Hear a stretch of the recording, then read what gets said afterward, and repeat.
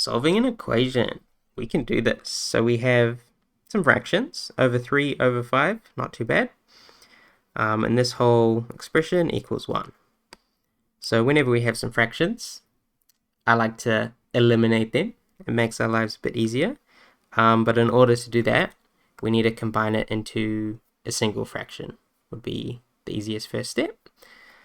So you'll recall cross multiplying, where we multiply the numerator of the first fraction by the denominator of the second. We multiply the numerator of the second fraction with the denominator of the first, and then our new denominator, in this case, will be 3 times 5, or 15. So let's do that first. So by cross multiplying, we have our 5 gets multiplied by this numerator,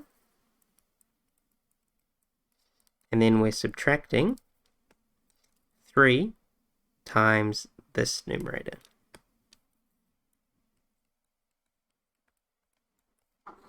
And our new denominator will be 3 times 5. Or I'll just write that as 15 straight away. And don't forget, this is part of an equation, and it equals 1. Okay, I don't know if this looks simpler. It kind of doesn't, but we'll make it look even more simpler. So let's expand the numerator and group like terms. So we have 5x plus 10, right? 5 times x and 5 times plus 2. We then have minus 3 times 2x, minus 6x, minus 3 times minus 1, tricky one, plus 3, all over 15, that equals 1.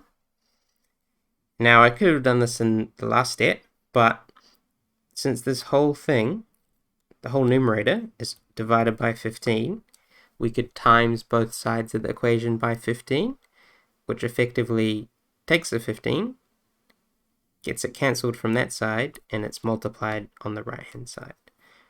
So in that case, we're left with the numerator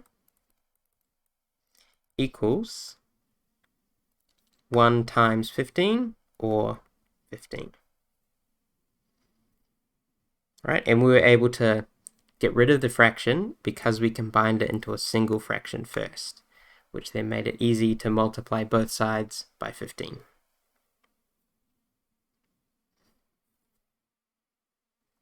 Alright, so on the left hand side, there's some like terms that we could group. So 5x minus 6x gives us minus 1x.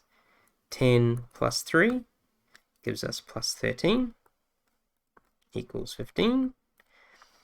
Then we could subtract 13 from both sides, which leaves us minus x equals 15 minus 13, which is 2.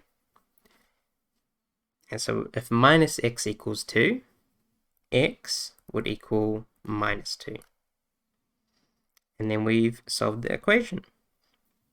So to recap this one, we had the difference, so we had difference meaning subtraction, of two fractions. We used cross multiply to combine it into a single fraction. We expanded the numerator, we grouped some like terms, we also